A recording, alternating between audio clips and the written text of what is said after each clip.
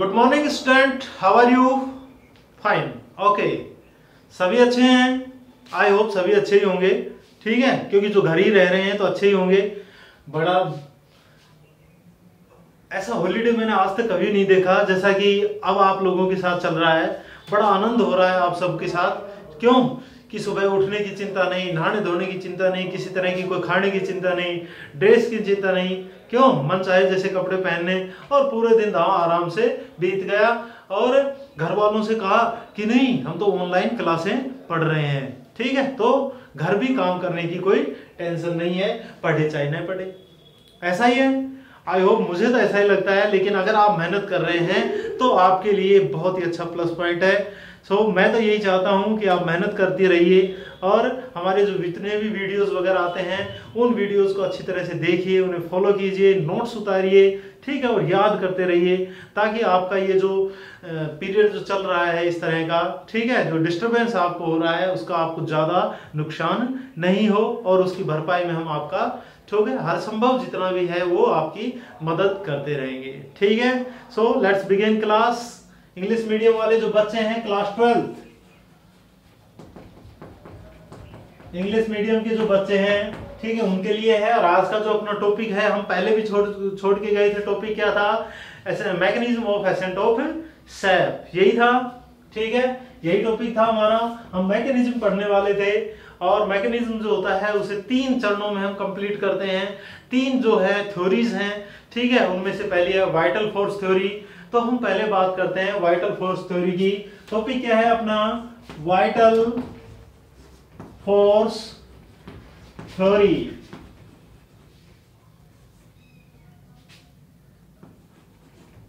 ठीक है, vital force theory. तो वाइटल फोर्स थ्योरी का मतलब क्या होता है? जैव बल सिद्धांत।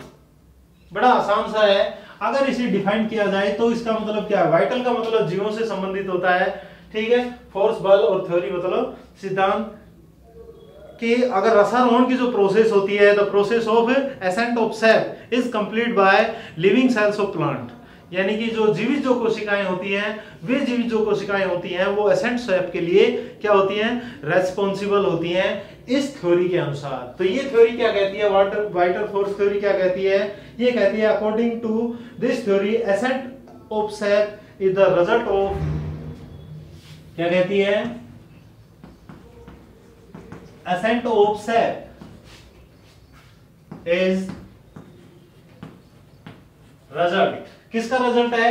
कि रसारोहण जो होता है वो रिजल्ट होता है of force, result of force developed by activities, developed by activities किसकी? ऑफ लिविंग सेल्स,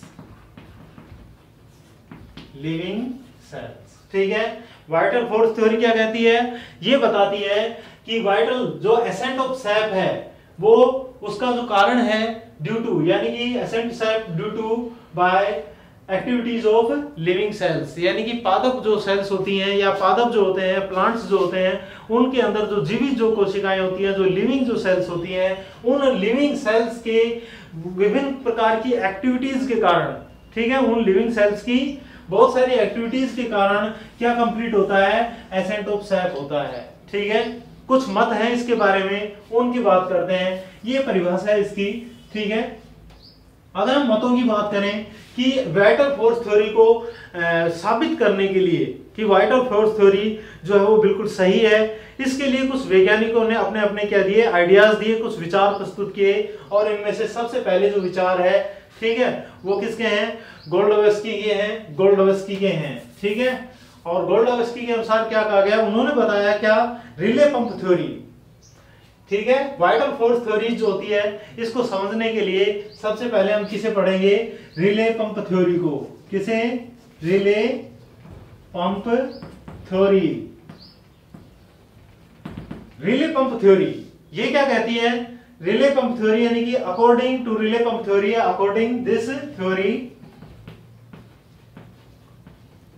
अकॉर्डिंग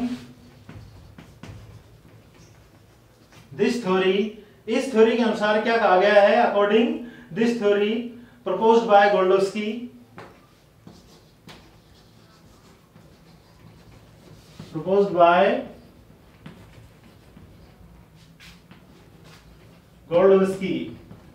गोल्डविस्की नामक एक वैज्ञानिक थे जिन्होंने इसे प्रपोज किया था रिले पंप थ्योरी को। According this theory proposed by Goldowski, जो कि किसके द्वारा प्रपोज की गई थी? गोल्डविस्की के द्वारा क्या की गई है?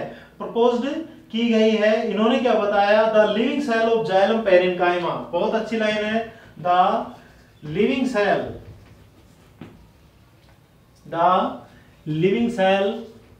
ऑफ जाइलम पेरेन्काइमा, जाइलम जो पेरेन्काइमा होता है और जो मेडुलरी जो रीज होती हैं, xylem parenchyma and medullary rays, ध्यान रखना ये दो चीजें हैं। कौन कौन सी हैं? जाइलम पेरेन्काइमा और जो मेडुलरी जो रेज होती हैं, medullary rays show periodic change, show क्या दर्शाती हैं? शो पीरियोडिक चेंज, क्या दर्शाती हैं? एक आवर्ती परिवर्तन दर्शाती हैं। कौन कौन? जाइलम पेरेन्काइमा और मेडुलरी जो रेज होती हैं वो पीरियोडिक चेंज दर्शाती हैं। ठीक है, periodic in their osmotic pressure, अपने पराशरण दाब में, इन देयर ऑस्मोटिक प्रेशर, अपने पराशरण दाब में क्या दर्शाती हैं? पीरियोडिक चेंज, यानी कि आवर्ती क्या दर्शाती है? पीरियोडिक चेंज, आवर्ती परिवर्तन दर्शाती हैं। किसके अंदर? अपने पराशरण दाब में आवर्ती परिवर्तन दर्शाती हैं। और यही जो परिवर्तन होता है, दिस चेंज, ठीक है, this change causes by ascent of sap, ठीक है। दिस चेंज किस किस के अंदर हो रहा है? पेरेन्काइमा और मेडुलरी जो रेज होती हैं, किसकी मेडुलरी रेज? जाइलम जो पेरेन्काइमा होता है। ध्यान रखना, वाइटल फोर्स थ्योरी क्या बताती है? वाइटल फोर्स थ्योरी बताती है कि एसेंट सैप के लिए जिम्मेदार कौन होती है? लिविंग सेल्स जिम्मेदार होती हैं, ठीक है। और गोल्डविस्की ने लिविंग सेल्स को, आपसे क्वेश्चन यहां से सिर्फ एक नंबर का क्वेश्चन पूछा जाता है, आपसे ये पूछा जाएगा कि अकॉर्डिंग टू गोल्डविस्की के अनुसार जो एसेंट और जो सैप की जो प्रोसेस होती है उसके लिए जो जीवित कोशिकाएं मानी गई थी वो कौन कौन सी थी? तो आप जो बताएंगे सिर्फ दो ही, क्या क्या बताएंगे आप? जाइलम पेरेन्काइमा और मेडुलरी रेज, यानी कि मेडुलरी रेज का मतलब क्या होता है? जो मज्जा किरणें होती हैं वो मध्य में। कक्षा 11 में आपने मेडुलरी रेज के बारे में पढ़ा होगा।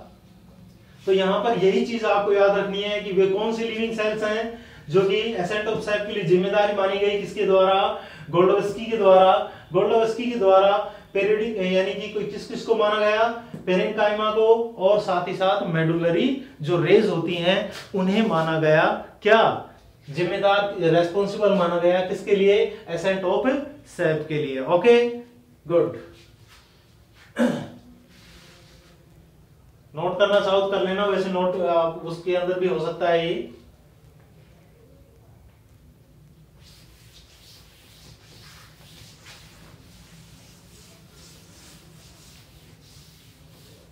नेक्स्ट जो है, अगली जो थ्योरी थी वो, दूसरी जो थ्योरी थी वो कौन सी थी? वो थी पुल्सेशन थ्योरी। क्या थी? पुल्सेशन थ्योरी। और बोर्ड के एग्जाम में वर्ष 2018 का जो बोर्ड का एग्जाम था उसमें एक नंबर का क्वेश्चन था पुल्सेशन थ्योरी से संबंधित। मैं फिर बता देता हूं कि यहां पर आपको उन लिविंग सेल्स का नाम याद रखना पड़ेगा, ठीक है, जो इसके लिए जिम्मेदार होती हैं। ओके, तो पुल्सेशन थ्योरी किसके द्वारा दी गई थी? हमारे एक भारतीय वैज्ञानिक थे जिनका नाम था जेसी बोस, यानी कि जगदीश चंद्र बोस या जगदीश चंद्र बसु, ठीक है, जो कि एक बॉटनिस्ट थे। उनके द्वारा पुल्सेशन थ्योरी दी गई। किसे समझाने के लिए? वाइटल फोर्स थ्योरी के अंतर्गत एसेंट ऑफ सैप के मैकेनिज्म को समझाने के लिए उन्होंने पुल्सेशन थ्योरी का जिक्र किया। क्या कहा इन्होंने?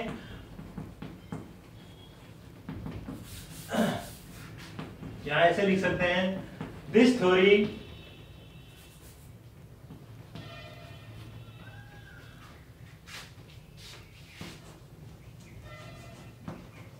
proposed by जेसी बोस, ठीक है, किसके द्वारा? जेसी बोस के द्वारा इसे प्रपोज किया गया था 1923 में। ये भी लिख लेना, pulsation theory, this theory proposed by J C Bose के द्वारा इस थ्योरी को क्या किया गया था? प्रपोज किया गया था। अकॉर्डिंग टू दिस थ्योरी, ये थ्योरी क्या कहती है? अकॉर्डिंग टू दिस थ्योरी, ये थ्योरी क्या कह रही है? अकॉर्डिंग टू दिस थ्योरी क्या कहती है? ये कहती है कि the living cells of the inner most layer of cortex, the living cells of the inner most layer, the living cells of innermost layer of किसकी? कोर्टेक्स, ठीक है, कि कोर्टेक्स की जो सबसे भीतर की जो क्या होती है? परत होती है, cortex just outside the endodermis, just outside the किसके? एंडोडर्मिस, ठीक है। This theory, the living cells of inner most layer of cortex just outside the किसके पास होती है? जो एंडोडर्मिस के जस्ट बाहर की ओर होती है, ठीक है। एंडोडर्मिस शो रिदमिक पुल्सेशन, क्या बताया गया है? शो रिदमिक यानी कि RHY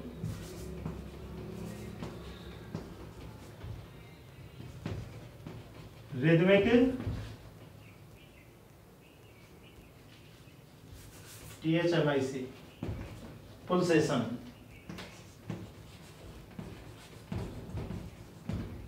ये बात इन्होंने बताई थी। क्या कहा इन्होंने कि जो कि पुल्सेशन जो थ्योरी है किसके द्वारा दी गई थी? सर जेसी बोस के द्वारा दी गई थी। इन्होंने क्या बताया? The living cells of inner most layer of cortex just outside the endodermis show rhythmic pulsation, कि जो किसकी? कोर्टेक्स की सबसे भीतर वाली जो परत होती है, जो कि एंडोडर्मिस के पास होती है, उसके अंदर लयबद्ध स्पंदन होते हैं, यानी कि रिदमिक पुल्सेशन होते हैं। और यही रिदमिक जो पुल्सेशन होते हैं ये किसके लिए जिम्मेदार होते हैं? एसेंट ऑफ सैप के लिए जिम्मेदार होते हैं। किसके लिए जिम्मेदार होते हैं? एसेंट ऑफ सैप के लिए जिम्मेदार होते हैं, ठीक है। या ये कह सकते हैं कि this cause pumping of water in upward direction, ठीक है। और यही कारण बनता है किसके लिए? अपवर्ड डायरेक्शन, किसके लिए?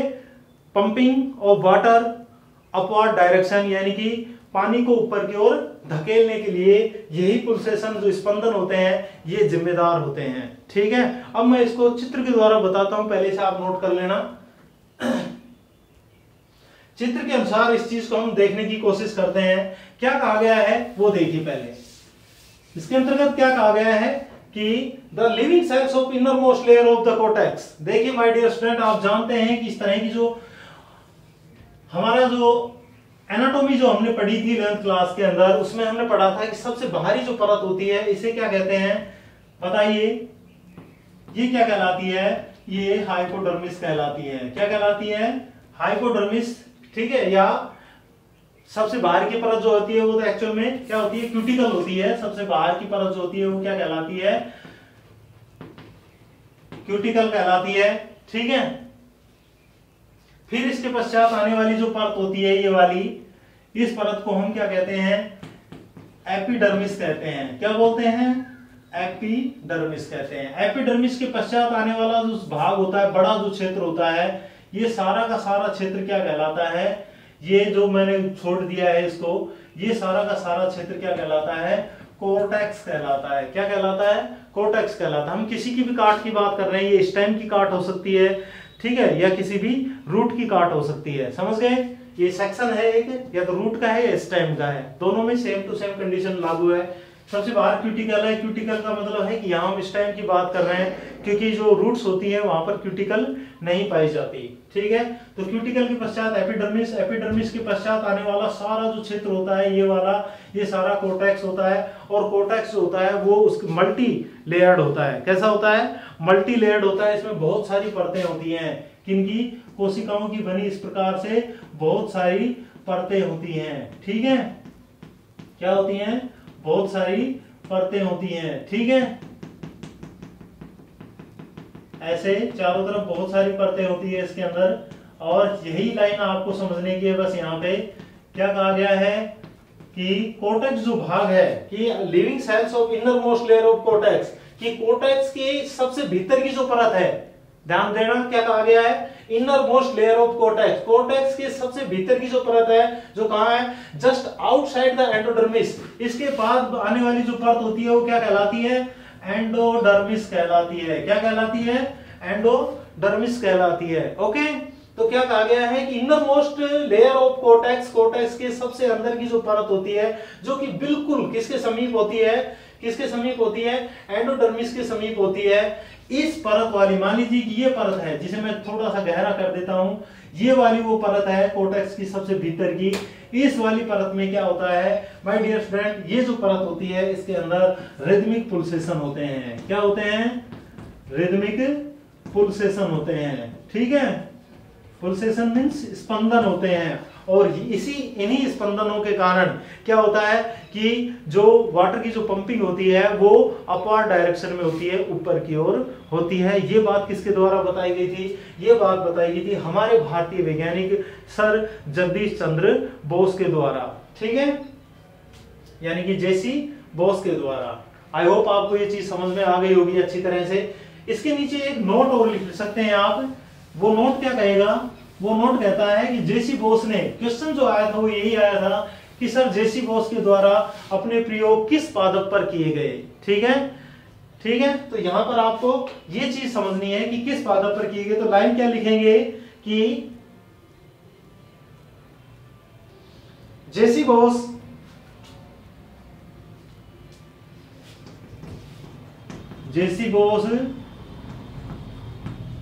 परफॉर्म्ड, जेसी बोस जो था उसने अपने जो प्रयोग किए थे वो किस पर किए थे? J C Bose performed the experiment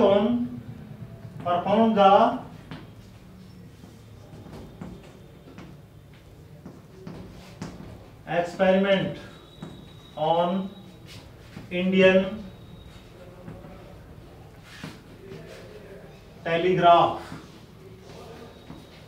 plant.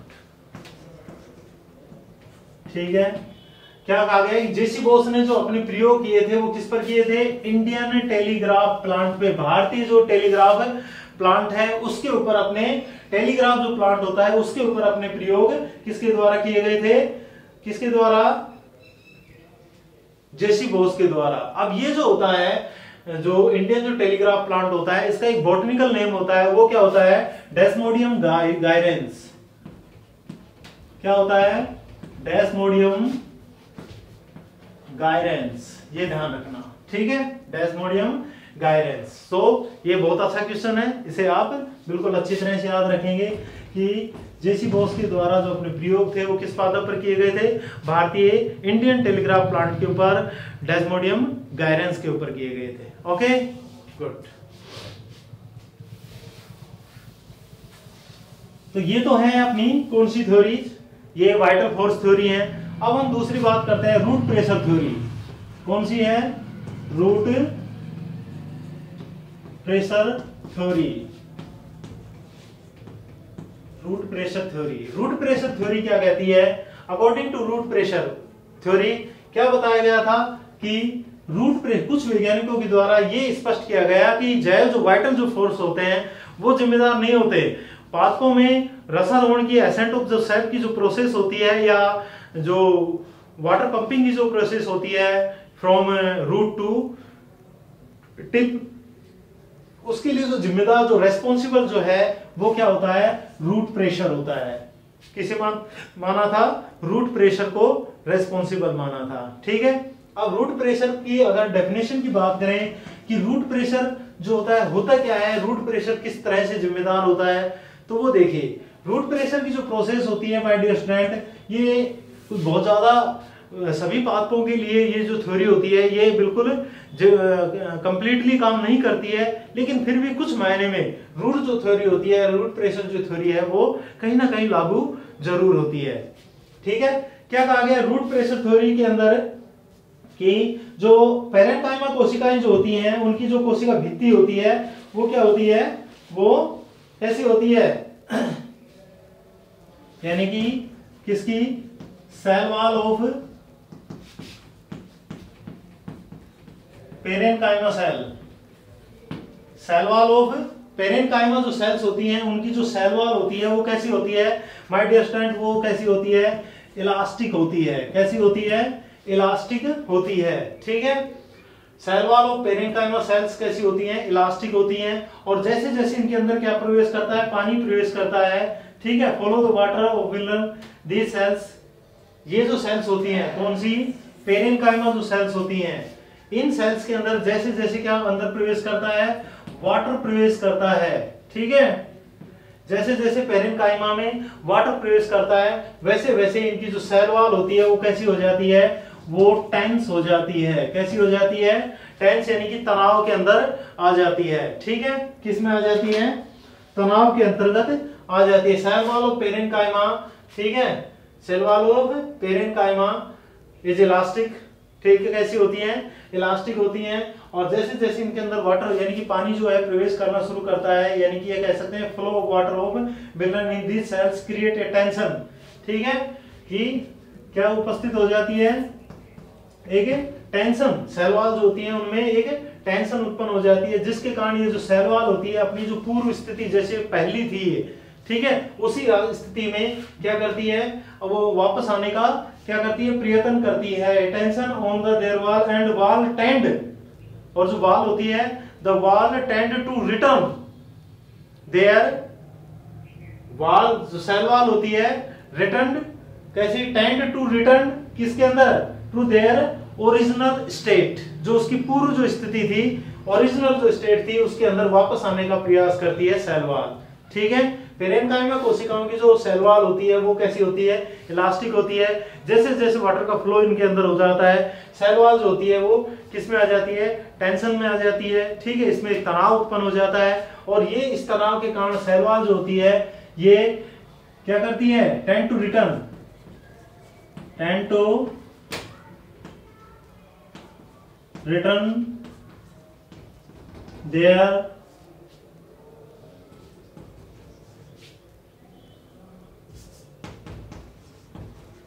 Original state. ठीक है, किसके अंदर आने का प्रयास करती है, वापस अपनी पूर्व स्थिति में आने का प्रयास करती है। ठीक है, अब इसमें क्या होता है, ये तो शुरुआती बात हो गई।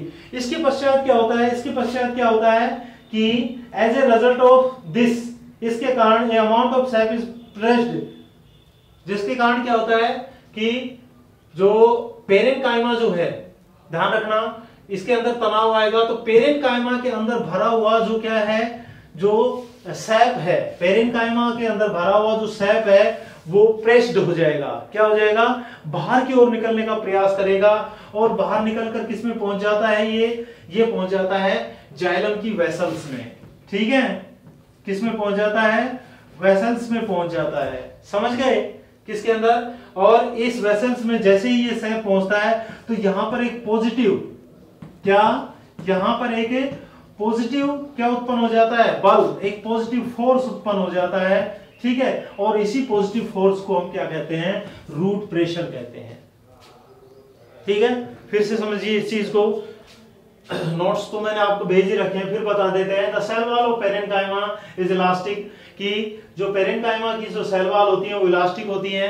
जैसे जैसे वाटर का फ्लो इनके अंदर होता है, ठीक है, वैसे वैसे यहाँ पर create a tension on sale wall, तो सेल वॉल जो होती है वहां पर एक टेंशन क्रिएट हो जाती है, और इस टेंशन क्रिएट होने के कारण पेरेन्काइमा जो सेल्स होती हैं उनके अंदर भरा हुआ जो शेप होता है वो पुश्ड होता है बाहर की ओर, और किसके अंदर आ जाता है कि जो हमारी क्या होती है, जाइलम की जो वेसल्स होती है, हालांकि पेरेन्काइमा भी जाइलम की ही है।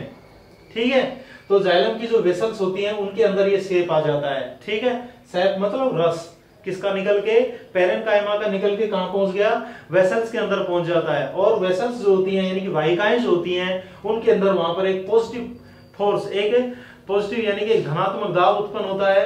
एक धनात्मक जो दाब होता है, इस धनात्मक दाब के कारण क्या होता है, इस धनात्मक दाब को ही हम क्या कहते हैं, रूट प्रेशर कहते हैं। क्या कहते हैं, रूट प्रेशर कहते हैं। ठीक है, तो रूट प्रेशर जो है ये सिद्धांत है। इसके पश्चात दूसरी जो चीजें जो रूट प्रेशर से संबंधित है, जो आपके जानने योग्य हैं, उनके बारे में जिक्र करता हूं, बताता हूं आपको। वो क्या क्या है। पहली बात तो रूट जो प्रेशर होता है उसका जो मेजरमेंट होता है, ठीक है, रूट प्रेशर का जो मेजरमेंट है वो किसके माध्यम से किया जाता है। तो आप यहाँ नोट कर सकते हैं, क्या बता सकते हैं, बता सकते हैं कि root pressure can be measured with the help of manometer. ठीक है, किसके द्वारा, मैनोमीटर के द्वारा मापा जाता है। इस शब्द को आप अच्छी तरह से याद रखेंगे। क्या कहेंगे, the root pressure measured by manometer. किसके द्वारा मापा जाता है, मैनोमीटर के द्वारा मापा जाता है। दूसरी चीज दो समझने योग्य है, वो क्या है, जो रूट प्रेशर की जो मैक्सिमम वैल्यू होती है, ये बहुत जरूरी है। ठीक है, the maximum value of root pressure, the maximum value of root pressure वो कितनी होती है, 2 atm। ये भी दूसरी चीज आप याद रखेंगे। क्या, रूट प्रेशर को मेजरमेंट जो मेजर्ड किसके द्वारा किया जाता है, मैनोमीटर के द्वारा। मैक्सिमम जो वैल्यू होती है उसकी कितनी होती है, 2 एटमॉस्फेयर होती है। ठीक है, 2 वायुमंडलीय दाब होती है, ये याद रखना।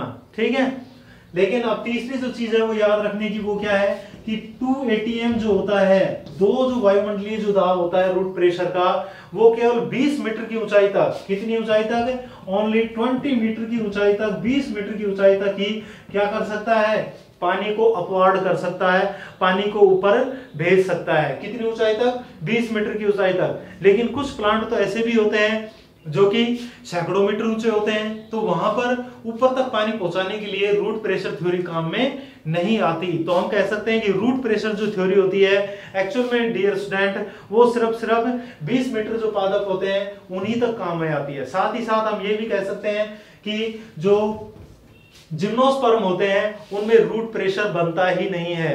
ठीक है, जिम्नोस्पर्म जो प्लांट होते हैं उनमें रूट प्रेशर जो होता है वो बनता ही नहीं है। इसका कारण होता है वाहिकाएं, क्योंकि उनके अंदर वेसल्स जो होती हैं वो एब्सेंट होती हैं। ठीक है, वेसल्स जो होती हैं वो एब्सेंट होती हैं, इसी के कारण। तो ये इसके बारे में कुछ सामान्य जानकारी थी जो आपको याद रखनी है। ठीक है, गुड।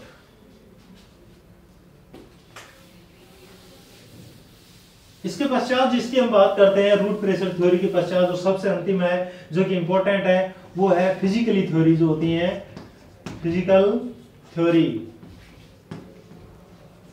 ठीक है, और जो फिजिकल जो थ्योरी होती है, इन फिजिकल थ्योरीज के अंदर जो सबसे इंपॉर्टेंट है वो है डिक्सन जोली का थ्योरी। ठीक है, तो हम लिख सकते हैं, क्या लिख सकते हैं कि accent of sap is the result of physical force only. Accent of SAP, जो एसेंट ऑफ सैप है, ठीक है, वो उसका क्या कारण है, ascent of SAP results of is the result of किसका होता है, सिर्फ और सिर्फ फिजिकल फोर्स ओनली। ठीक है, फिजिकल फोर्स ओनली, यानी कि एसेंट ऑफ सैप के लिए जिम्मेदार जो होता है वो सिर्फ क्या होता है, फिजिकल फोर्स होते हैं, जो भौतिक बल होते हैं ना, वही जिम्मेदार होते हैं इसके लिए। ठीक है, और वे कौन कौन से भौतिक बल हैं, जैसे यहां पर लिख सकते हैं एज ए, जो भौतिक बल हो सकते हैं वो कौन कौन से हो सकते हैं। तो डियर स्टूडेंट, कोहेंशन टेंशन है एक, तो क्या है, कोहेंशन टेंशन, एंड दूसरा जो है कांस्टेंट टेंशन के अलावा वो है ट्रांसपिरेशन पुल। ठीक है, transpiration pull, transpiration pull. Okay, ये ध्यान रखना, ये दो चीजें होती हैं, दिखाई तो दे रहे हैं ना। ओके, तो ये दो चीजें हैं फिजिकल, जो उसके अंदर जो फिजिकल जो फोर्स है वो कौन कौन से हैं। एक तो कांस्टेंट, कोहेंशन टेंशन है और दूसरा है रेस्पिरेशन फुल। हिंदी में बोले तो इसे हम कहते हैं ससंजन तनाव। क्या बोलते हैं? ससंजन तनाव। ठीक है, और दूसरे को हम क्या बोलते हैं? ससंजन तनाव के अलावा दूसरा जो ट्रांसपिरेशन, इसे हम कहते हैं वाष्पोत्सर्जन, वाष्पोत्सर्जन खिंचाव। ठीक है, तो ये दो बल उत्पन्न होते हैं, समझ गए, जो कि किसके लिए जिम्मेदार होते हैं? जो जिम्मेदार होते हैं एसेंट ऑफ सैप के लिए। ठीक है, और इसे साबित करने के लिए एक वैज्ञानिक थे जिनका नाम था डिक्सन एंड जोली। तो आप टॉपिक डाल सकते हैं, ये लाइन लिख के आप क्या डालेंगे टॉपिक इसके अंदर? Theory of Dixon and Jolie.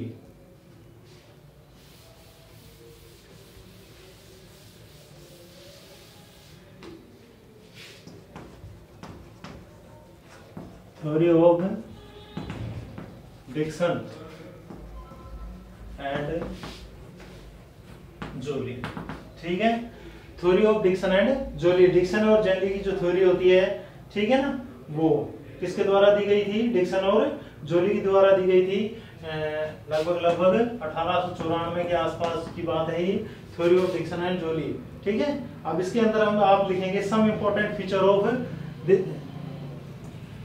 some important feature of Dickson and Joly theory, या आप लिख सकते हैं क्या? Cohesion tension,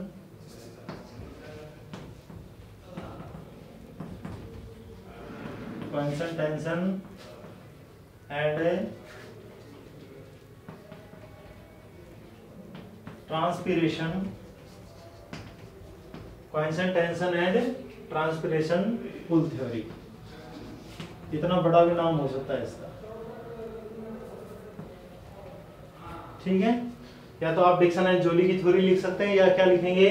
cohesion tension and transpiration pull theory. ठीक है, इसके कुछ हम इंपॉर्टेंट फीचर्स की बात करते हैं। तो पहला इसके अंदर फीचर क्या है? पहली बात जो बताई गई थी डिक्सन और जोली के द्वारा, वो क्या बताई गई थी? उन्होंने बताया था कि there is found of continue water column, कि पहले मैं इसको उसके चित्र के द्वारा आसानी से व्यक्त कर देता हूं, क्योंकि जो लिखना है वो तो आपने पीडीएफ में भी लिख लेंगे। इसे मैं मिटा देता हूं, एक बार ध्यान रखना इसको।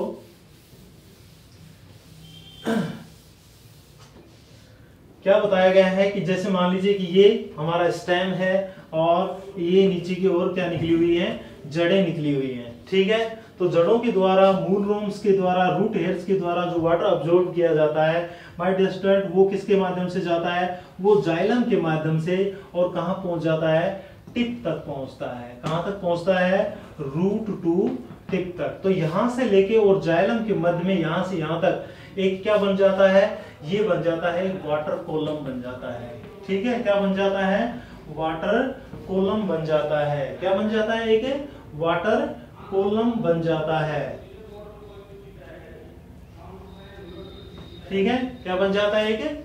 एक वाटर कॉलम बन जाता है। और ये वाटर जो कॉलम होता है ये अटूट होता है, कभी भी नहीं टूटता है। ये वाटर कॉलम क्या होता है? अटूट होता है, ये कभी भी नहीं टूटता है। इसलिए इसे क्या कहते हैं? हाइड्रोस्टेटिक सिस्टम कहते हैं। प्लांट का क्या कहलाता है? ये प्लांट का हाइड्रो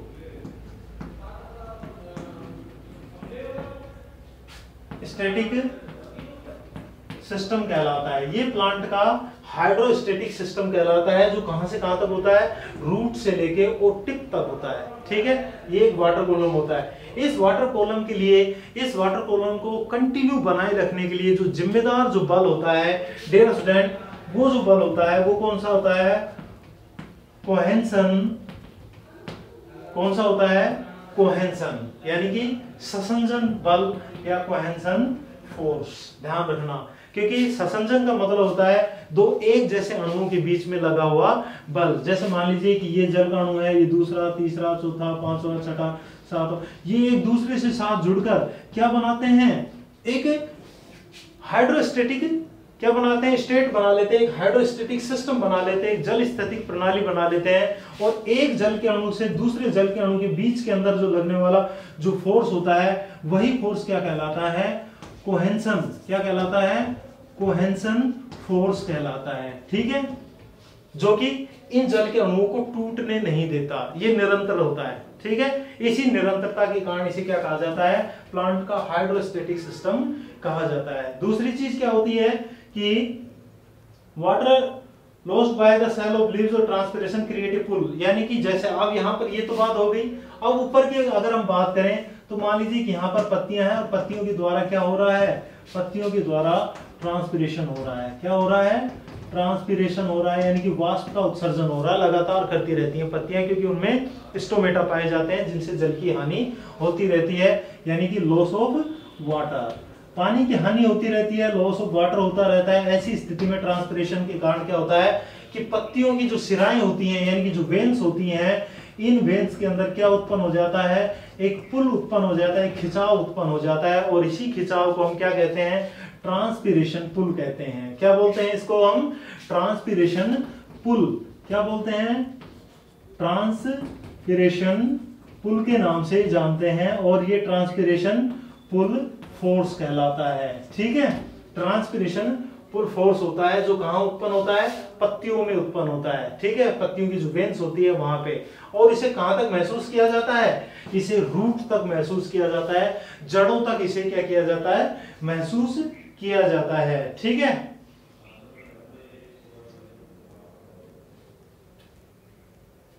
और इसी के कारण, ठीक है, और इसी के कारण वाटर जो ट्रांसपिरेशन जो पुल है, फोर्स है, इसी के कारण क्या होता है कि वाटर जो कॉलम होता है ये क्या होता है, अपवार्ड यानी कि ऊपर की ओर क्या करता है, महसूस करता है, खिंचाव महसूस करता है, जिसके कारण लगातार नीचे से जल जो होता है वो ऊपर की ओर जाता रहता है, कंटिन्यू जाता रहता है। ये बात बताई गई थी किसके द्वारा, ये बात बताई गई थी डिक्सन एंड जोली के द्वारा बताई गई थी। ठीक है, तो I hope my dear student ये जो चैप्टर है आपको समझ में आ गया होगा। नोट्स इसके उतार लेना कंप्लीटली, सभी चीजें जो हैं वो आपको मैंने बता दी हैं। इसके अलावा अगर कुछ भी छूट गया है तो फिर कभी भी जब हम आपसे मिलेंगे, ठीक है, तब उन चीजों को क्लियर जरूर करेंगे। ठीक है, उन्हें आप नोट करके रखिए कि ये चीजें आपकी समझ में नहीं आई।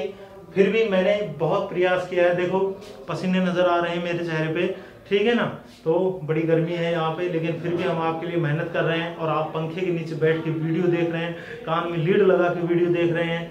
ठीक है, तो हमारी मेहनत को जाया मत जाने देना, वीडियो को अच्छी तरह से देखा करो और अपना जो चैनल है इसे सब्सक्राइब कीजिए, लोगों को शेयर कीजिए, बताइए इसके बारे में।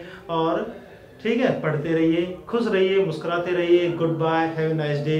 नेक्स्ट डे हम आपका 7वां जो चैप्टर है वो शुरू करने वाले हैं, जो कि ट्रांसपिरेशन के संबंधित है। ठीक है, बाय।